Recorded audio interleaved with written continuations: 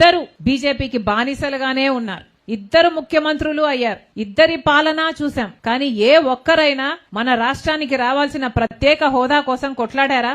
ఒక్కరు కూడా కొట్లాడలేదు. ప్రత్యేక హోదా మన రాష్ట్రానికి వస్తే పెద్ద పెద్ద పరిశ్రమలు వస్తాయి. ఎందుకంటే ట్యాక్స్ ఫ్రీ అవుతుంది కాబట్టి. లక్షల కొద్ది పరిశ్రమలు వస్తే మన బిడ్డలకు ఉద్యోగాలు వస్తాయి. మన రాష్ట్రము పైకొస్తుంది. మన రాష్ట్రం అభివృద్ధి చెందుతుంది. కానీ ఒక్క ముఖ్యమంత్రిగా చంద్రబాబు గారు కొట్లాడలేదు ప్రత్యేక హోదా కోసం. ఇక జగన్మోహన్ రెడ్డి గారు అయితే నాకు అధికారం ఇవ్వండి, బీజేపీ కాలర్ పట్టుకొనైనా సరే ప్రత్యేక హోదా తీసుకొస్తానని చెప్పిన జగన్మోహన్ రెడ్డి గారు ముఖ్యమంత్రి అయిన తర్వాత అదే బీజేపీకి మోడీకి సాగిలపడ్డారు. ఎవరైనా వాళ్ళ స్వార్థ రాజకీయాలు చూసుకున్నారు. కనీసం రాజశేఖర్ రెడ్డి గారు మొదలు పెట్టిన జల యజ్ఞాన్ని కూడా జగన్మోహన్ రెడ్డి గారు పూర్తి చేయలేకపోయారు. ఇరిగేషన్ ప్రాజెక్టులు పూర్తవ్వాలి అన్నది రాజశేఖర్ రెడ్డి గారి కోరిక. 6 నెలల్లో అధికారంలోకి వచ్చిన 6 నెలల్లో పూర్తి చేస్తానన్న జగన్మోహన్ రెడ్డి గారు ఇంతవరకు ఆయన అధికారంలో ఉన్నప్పుడు పూర్తే చేయలేదు. ఇప్పుడు ఆలోచన కూడా చేస్తూ ఉండడు. జగన్మోహన్ రెడ్డి గారు చేసింది లిక్కర్ మాఫియా.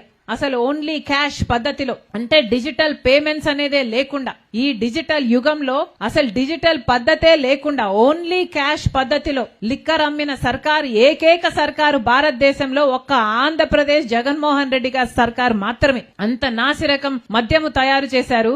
ఇప్పుడేమో జగన్మోహన్ రెడ్డి గారు ఆ టైంలో నాసిరకం మద్యం తయారు చేశారు. ఆ టైంలో కంటైనర్లలో డ్రగ్స్ మన రాష్ట్రానికి దిగుబడయ్యాయి.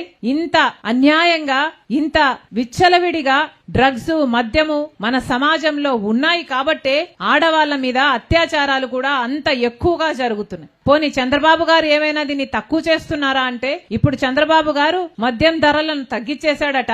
ఎక్కడ చూసినా మద్యం షాపులు వచ్చేసాయి. గుడులు బడులు ఎన్నున్నాయో అంతకంటే ఎక్కువ మద్యం షాపులే ఉన్నాయి. ఇలా నాయకులు పోటీలు పడి మరీ మద్యం స్కాములని, ఇసుక స్కాములని, ఇలాంటి మాఫియాలని ఇలాంటి చేస్తూ పోతే ఇక ప్రజల గురించి ఆలోచన చేసే పార్టీ ఏదైనా ఉంది అంటే ఒక్క కాంగ్రెస్ పార్టీ అనే మనవి చేసుకుంటున్నాం.